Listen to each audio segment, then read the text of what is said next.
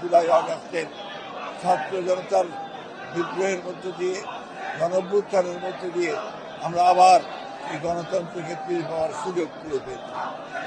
আমরা আশা করব অন্তর্বর্তীকালীন সরকার অতি দ্রুত তারা ন্যূনতম সংস্কারগুলো করে, অর্থাৎ যেগুলো নির্বাচনের জন্য প্রয়োজন তারা নির্বাচনের ঘোষণা দেবেন। আমি অত্যন্ত হতাশ হয়েছি যে গতকাল প্রধান উপদেষ্টা যে বক্তব্য রেখেছেন সেই বক্তব্যে তিনি সেই রোড ম্যাপের কথা বলেন না।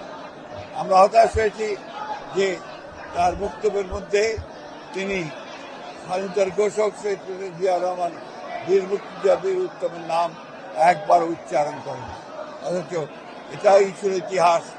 আমরা আবারও চাই না আওয়ামী লীগ যে ইতিহাস বিকৃত করেছে এখন আবার সেই ইতিহাস বিকৃত হোক। প্রকৃত সত্যকে উদ্ঘাটিত করে জনগণের যে আঁকা একটি গণতান্ত্রিক সরকার, সেই গণতান্ত্রিক সরকারে যত দ্রুত ফিরে যাওয়া যাবে আমাদের সমস্যাগুলো ততই সমাধান হবে বলে আমরা বিশ্বাস করি।